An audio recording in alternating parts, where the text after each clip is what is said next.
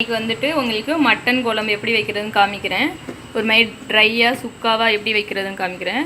அதுக்கு வந்து இந்த மாதிரி 1 கிலோ மட்டன் எடுத்து அதில் தண்ணி, பெப்பரு, சீரகம், மஞ்சத்தூள் கொஞ்சம் அது போட்டு நல்லா வேக வச்சுக்கோங்க. நல்லா 2-3 விசில் வர மாதிரி இந்த மாதிரி நல்லா வெந்துடுச்சு. அதுக்கப்புறம் சின்ன வெங்காயம் இந்த மாதிரி நல்லா தட்டி வச்சுக்கோங்க. அதுக்கப்புறம் இஞ்சி பூண்டு மசாலா, இந்த மாதிரி தாளிக்கிறதுக்கு வந்துட்டு பெருஞ்சீரகம், கறி லீவ்ஸு, அதுக்கப்புறம் பட்டை, கிராம்பு இதெல்லாம் வச்சு எப்படி சிம்பிளாக உங்களுக்கு வேணும் மட்டன் குழம்பு வைக்கிறேன்னு காமிக்கிறேன். அதுக்கு வந்து 2 ஸ்பூன் எண்ணெய் போட்டுக்கோங்க.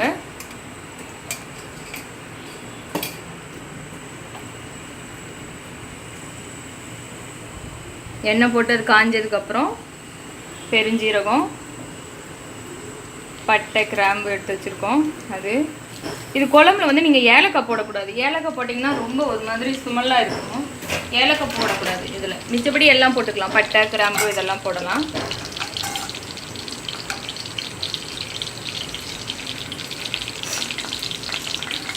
பாருங்கள், அது ஃப்ரை ஆகிடுச்சு. அதுக்கப்புறம் இஞ்சி பூண்டு மசாலா போட்டுக்கலாம்.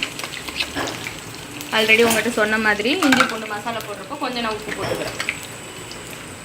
அது உப்பு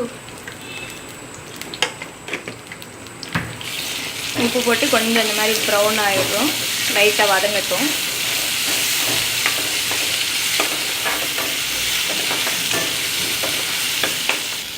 இந்த மாதிரி கொஞ்சம் வதங்கிட்டதுக்கப்புறம் இந்த ஆனியன் நம்ம தட்டி வச்சுருக்கோம்லே அந்த மட்டன் குழம்புக்கு இந்த மாதிரி நான்வெஜ்லாம் செய்கிறப்போ சின்ன வெங்காயம் யூஸ் பண்ணிங்கன்னா ரொம்ப நல்லாயிருக்கும்.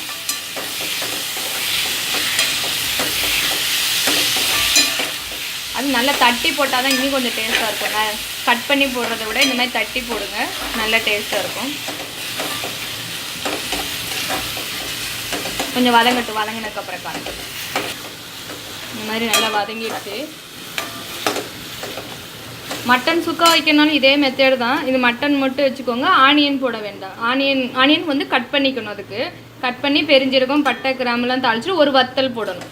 அந்த காஞ்ச மிளகாய் சொல்லுவோம்ல, ரெட் சில்லி, அது ஒன்று போட்டுங்க. இந்த மட்டன் போட்டு பண்ணிங்கன்னா அதுக்கப்புறம் பெப்பர் தூவிட்டிங்கன்னா மட்டன் ஃப்ரை ஆகிடும். நல்ல சுக்காவாகிடும். இப்போ வந்து நான் கொஞ்சம் கிரேவி டைப்பில் காமிக்கிறேன். இந்த மாதிரி ஆனியன் வதங்கிடுச்சு. டொமாட்டோலாம் தேவையில்லை இருக்குது.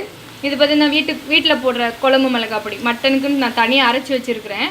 நீங்கள் இல்லை எனக்கு ரெடிமேட் மசாலா தான் கிடைக்குது அப்படின்னா அதுவும் பரவாயில்ல. அப்போ வந்து நமக்கு எவ்வளோ காரம் வேணுமோ அது போட்டுக்கோங்க.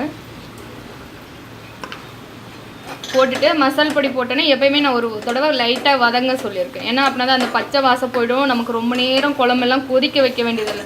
எந்த ஒரு குழம்பும் நம்ம ரொம்ப நேரம் கொதிக்க வச்சோன்னா அதோடைய டேஸ்ட்டு போயிடும். அதனால் தண்ணி இதெல்லாம் ஊற்றுறப்பையும் பார்த்துக்கோங்க. எப்படி இந்த மாதிரி லைட்டாக வதங்கினதுக்கப்புறம் நம்ம மட்டன் வேக வச்சுருக்கோம் இல்லையா, வேக வச்சுருக்கிற தண்ணியோடு சேர்த்து அதில் தான் நல்லா சத்து இருக்குது. இந்த பார்த்திங்களா, தண்ணியோடு சேர்த்து அதில் ஊற்றிக்கணும்.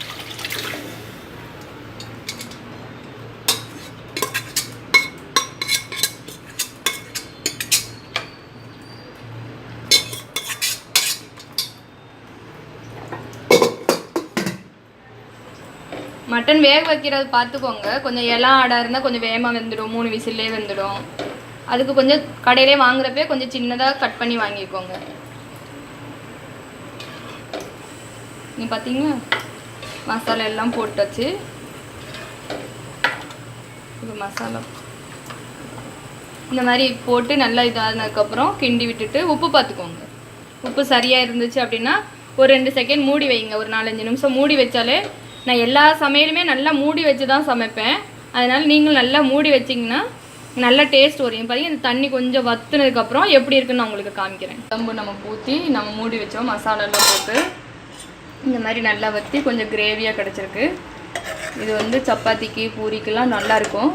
இல்லை எங்கள் வீட்டில் நிறைய மெம்பர்ஸ் இருக்காங்க, இது பத்தாது அப்படின்னு சொன்னால் நல்லா குழம்பு கொதிக்கிற டயத்தில் தேங்காயும் கசகசாவும் வந்து நல்லா அரைச்சி ஊற்றிட்டு கொஞ்சம் நல்லா லிக்விடாக வச்சுக்கோங்க. நான் இந்த ஸ்டேஜில் ஆஃப் பண்ண போகிறேன். நான் ஆஃப் பண்ணிவிட்டு எப்படி இருக்குன்னு காமிக்கிறேன். பாருங்கள், நம்ம மட்டன் கிரேவி வச்சு முடிச்சாச்சு. எவ்வளோ நல்லா திக்காக நான் வச்சுருக்கேன்.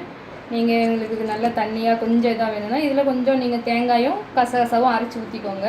நான் வந்து இதை எப்படி நம்ம இன்றைக்கி இது பண்ணுறேன்னு காமிக்கிறேன். ஒரு நிமிஷம். நம்ம செஞ்ச மட்டன் கிரேவி, நம்ம செஞ்ச பிரியாணி, இது எல்லாம் வச்சு நீங்கள் சாப்பிட்டு பார்த்துட்டு என்ஜாய் பண்ணுங்கள்.